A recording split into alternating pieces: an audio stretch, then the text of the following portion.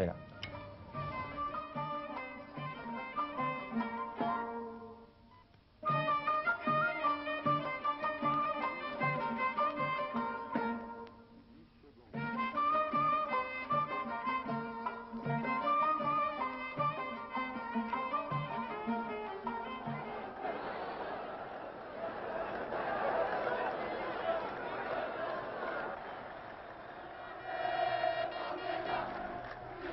La voilà donc la grande espérance de l'Algérie du football, sa jeunesse.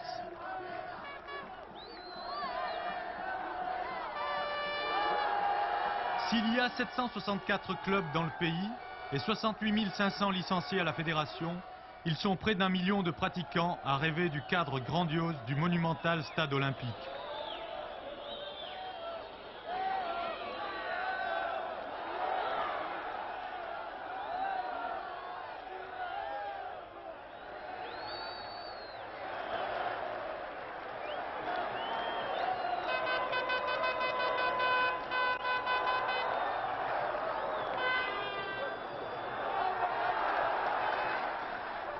Tous ceux qui font leur gamme sur tous les terrains vagues du pays et qui s'identifient aux vedettes nationales, les Belloumi, Madjer, Fergani ou Guendouz.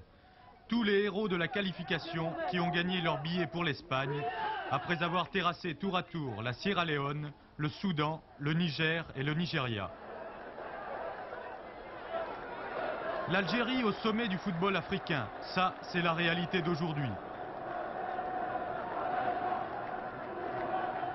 Mais c'est là, sur le macadam de la rue, dans les cours des grands ensembles, que l'Algérie de demain forge les armes de ses victoires à venir.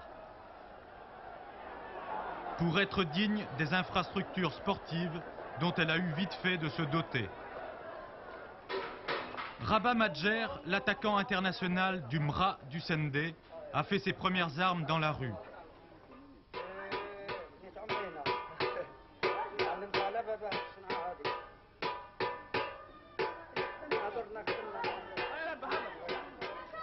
Ici, dans l'enchevêtrement des ruelles étroites de la Casbah d'Alger, où il aime à retrouver les bruits et les odeurs de son enfance, et où les gosses en ont fait leur idole. Une jeunesse passionnée qui pousse l'État algérien à placer le football au rang des priorités nationales. Nos options politiques, notre constitution, ont défini d'une manière très claire que le sport est un moyen éducatif. C'est dans ce sens que nous utilisons le football, qui est le sport le plus populaire en Algérie, comme moyen éducatif qui nous permettra de prendre en charge les millions de jeunes que nous avons actuellement. L'équipe nationale a valeur de symbole. Elle mise sur quelques éléments de grande valeur, comme Rabah Madjer, technicien habile,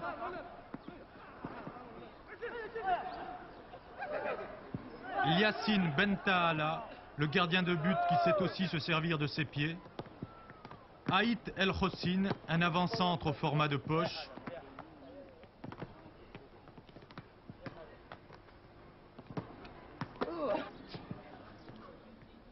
ou l'athlétique défenseur Mahmoud Guendouz. Mais c'est surtout Rabah Madjer, 24 ans, un attaquant de race, qui est la grande fierté d'Alger la Blanche. Et le symbole de la réussite née il y a 4 ans d'une réforme qui a placé tous les clubs de football sous la tutelle des entreprises d'État. Le statut du joueur que nous appelons joueur de performance, athlète de performance, est un statut qui permet à cet athlète d'abord une insertion professionnelle permanente. Le joueur est pris en charge par l'entreprise économique qui subventionne ou qui a pris en charge l'association sportive. Il a un travail régulier, une formation professionnelle qui lui permet de gravir différents échelons et surtout de pouvoir continuer à travailler normalement dans cette entreprise après sa vie sportive. Ainsi, Abdelkader Hor, le stoppeur de l'équipe nationale, s'est vu offrir à 29 ans un poste de maîtreur dans l'entreprise de construction qui gère les intérêts de son club, la DNC.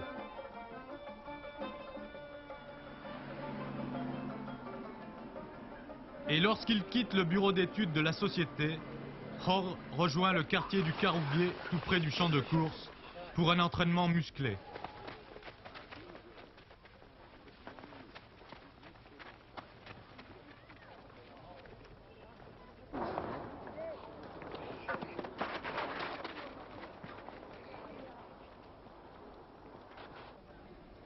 C'est Waliken Mokran, l'ancien professionnel de Nîmes et de Montpellier, qui dirige l'entraînement de cette équipe avec une fermeté qui n'est pas sans rappeler celle de Kader Firoud, dont il fut l'élève. On donnera ce qu'on peut donner.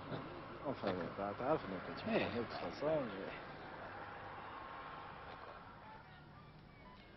Le soir, lorsque Hor arrive chez lui à Sidi Moussa, petite bourgade à 20 km d'Alger, le soleil est prêt à se coucher. C'est l'heure de la prière.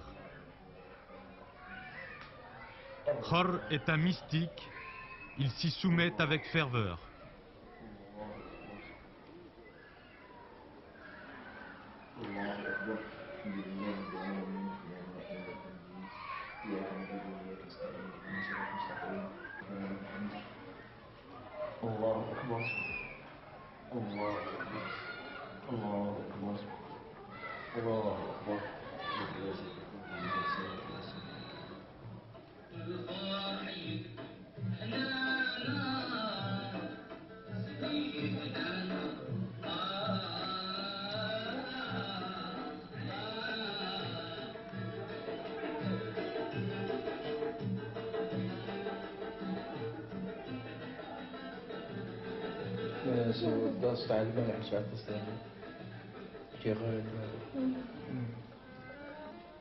Abdelkader, vous êtes en concurrence avec Kourichi pour le poste de stopper dans l'équipe nationale. C'est pas un peu gênant? Non, pourquoi? Enfin, c'est pas gênant, puisque déjà d'être parmi les 22 qui iront en Espagne, c'est beau. Mais lui, il joue pas en Algérie, il a pratiquement pas vécu en Algérie, et puis on peut avoir l'impression qu'il vous prend votre place, non? Enfin, il me prend ma place, enfin, c'est pas le mot, mais c'est-à-dire lui, il a plus d'expérience que moi, surtout dans des rencontres aussi importantes. Intégration ou pas des professionnels, la question mérite d'être posée. Il n'y a donc pas de problème entre ces professionnels qui gagnent parfois des fortunes, par exemple comme Mustapha Daleb au Paris Saint-Germain, et les joueurs du cru qui ont un statut amateur. Pas du tout, puisque ces professionnels viennent volontairement jouer dans notre équipe nationale et apporter leur contribution. C'est leur rapport et ça, ce n'est un secret pour personne, ils ne demandent en contrepartie absolument rien. Même nos joueurs du cru ont senti la nécessité de se faire renforcer. Il y a eu osmose complète et on a eu beaucoup d'expérience et ça ne pose aucun problème. Il faut aller jusqu'à Tizi Ouzou, en plein cœur de la Kabylie, pour dénicher le capitaine de la sélection algérienne. Nous sommes loin ici de l'agitation algéroise. Le tempérament n'est pas le même dans cette population de gens rudes et déterminés. C'est là qu'Ali Fergani, qui vient d'obtenir à 29 ans ses diplômes d'architecte, exerce ses talents de meneur de jeu dans la fameuse équipe de la Jet, championne d'Algérie. Curieuse l'histoire de ce joueur qui est né à Onin, dans le nord de la France, où son père était mineur, et qui ne fit connaissance avec l'Algérie qu'en 1965, à l'âge de 13 ans. International une bonne cinquantaine de fois et capitaine de la sélection, Fergani fait partie des joueurs sur lesquels compte Rachid Mekloufi, le directeur technique national, et Mayedine Khalef, le sélectionneur, pour réussir un bon parcours au mondial.